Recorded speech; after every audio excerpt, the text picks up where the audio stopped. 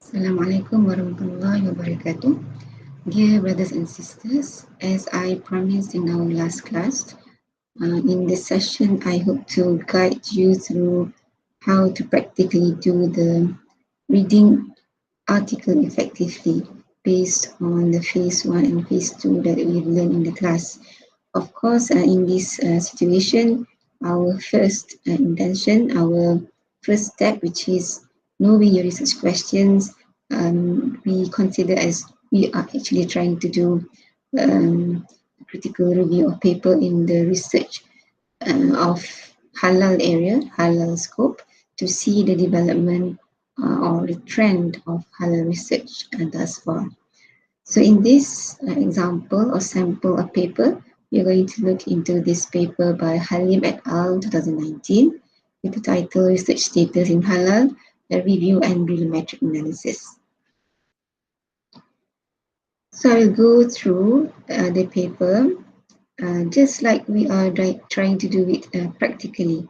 So normally what we do first is we check how many pages, okay?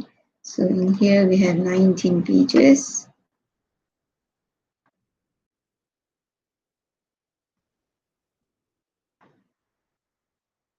And then we browse through and see how does the paper overall looks like. There are quite a number of figures and tables, okay, and finally the references. And then we start by following the steps, the phase 1 and phase 2. So in phase 1, we are surveying the paper, whereby we read the title. Yeah. So we read the title.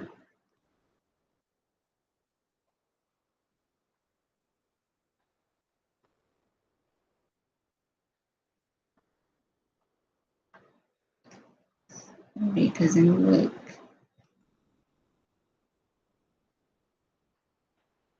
Okay, we read the title.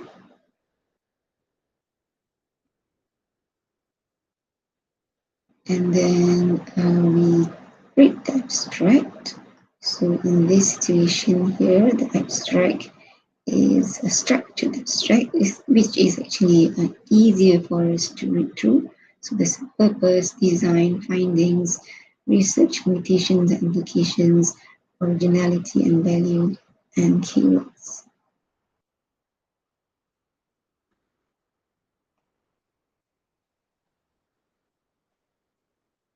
Then we skip and jump right away to conclusion. Okay, so in this situation here, we have conclusion, limitation, and future work.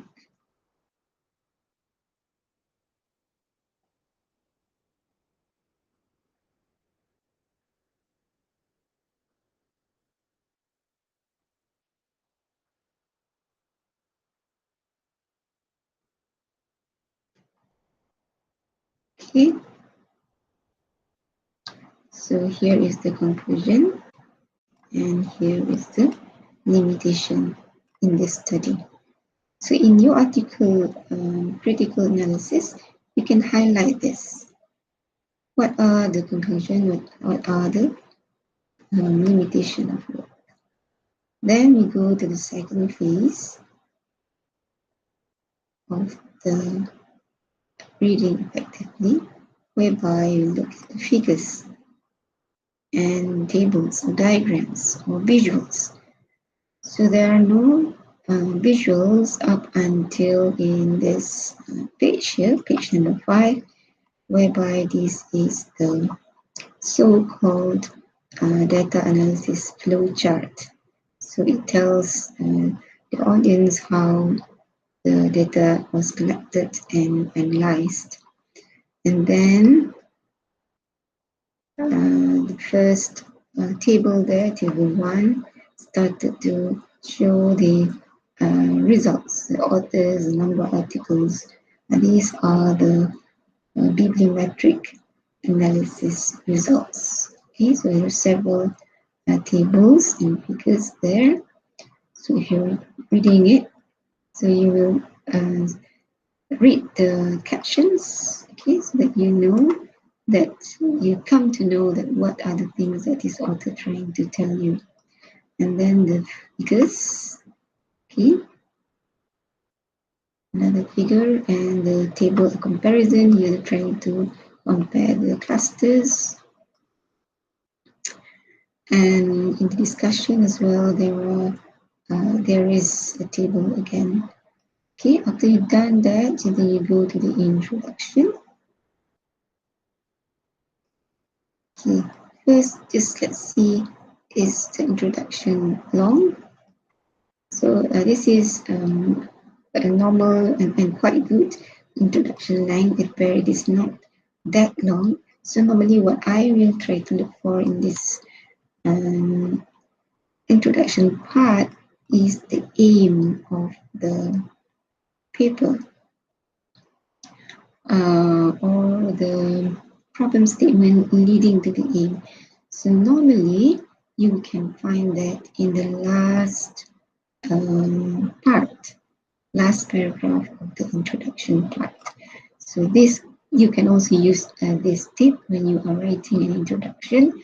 So the last paragraph of the introduction will normally tell the audience the problem statement of your work and therefore the aim of the work. For instance, in the sample, it says, although research reported in the area of color is growing with an upward trend, to the best of author's knowledge, no study has been reviewed and evaluated in the subject area of color using bibliometric and map analysis techniques. So this is the current gap. Okay, this is the gap. Okay.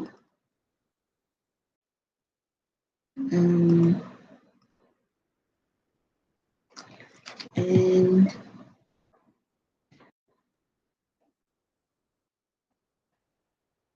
this is the, therefore, to address this gap, this is the aim. So what is the aim? And this is starting going to the aim, so which is here. The aim of doing bibliographic analysis is to analyze the research in systematic, reproducible, and transparent manner, and so on and so forth. So this is where we find the problem statement and the aim of the work.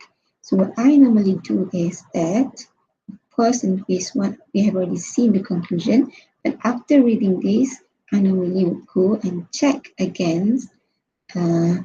check against the conclusion, because now it's in our head now, the aim of the paper. So we go and see, does the conclusion really answers the aim of the paper? So just let's read silently 1 2 minutes.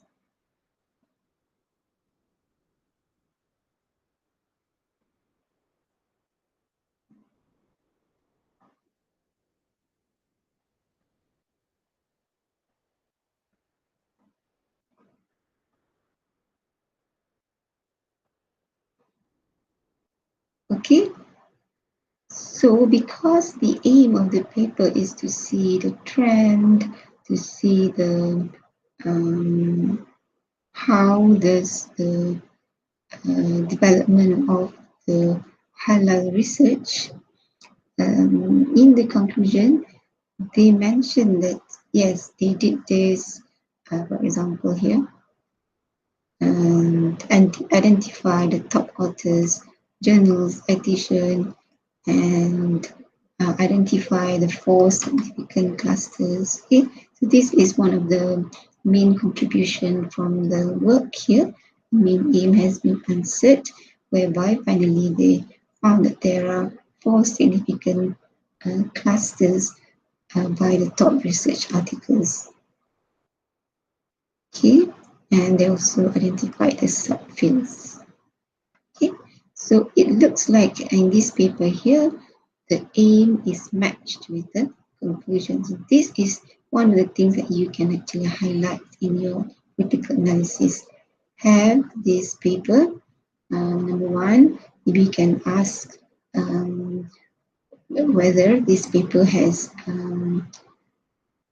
describe the problem statement and the aim clearly, and where does the paper do that, and does the paper actually answer the objectives, and where does the paper do that. Okay, so that's in phase 2 where we look at the intro but with a little bit of connection to the conclusion. And then we go and see the results and discussion. So in this paper here, it started in this number 4, although it is not under the normal heading of results and discussion, because this is a bibliometric analysis paper. So they are very strict about putting the title of the subheadings as result and discussion. So basically what this author does is presenting the bibliometric analysis. Okay, so in this bibliometric analysis, there are authors' involvement, affiliations, there are journal statistics, keyword statistics, and then the second part of the result discussion, the network analysis, and what are the things that comes under the network analysis. So in your critical analysis, you can first summarize this first. For example, in the result and discussion, there are two main parts, which are the bibliometric analysis just now and the network analysis here. You can also provide this information in a mind map form, okay, in the branches you can see clearly, and then you look into the content. You can then see whether the result discussion really helps the author to actually achieve the conclusion just now, or whether, for example, you can also ask yourself, okay, I've been trying to answer this question I have. That's why I came to read this paper, but the result does not say so. So maybe then you can highlight that in the critical analysis. The author could have said this, and this, but he didn't. So what is the suggestion? So that's how you start to critically analyze the paper. Okay, and then after the result discussion, you go back, you go and see the materials and methods. So in here, it goes by the subsection research methodology. So again, you can do the same with the result and discussion just now. You can portray this in a summary, as in a mind map, okay, or in a sketch, or in a flowchart. So where you have under research methodology, first you define the keywords, the initial results, and you're refining the initial results and data analysis. Okay? Basically, here, or you can choose to critically analyze this flowchart and match against what the author actually tells you in the text. And you may find that actually the authors are not following strictly the flowchart, and then you can make a comment on that. Okay, so that's about it.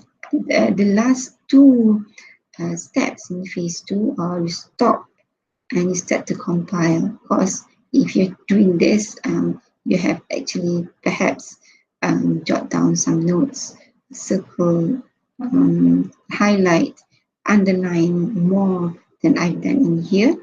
And then you start to write notes and start to have a picture in your mind. How are you going to coherently write the ideas from this paper? Okay, thank you. So that's the first sample. I will share you the second sample in another video. Thank you.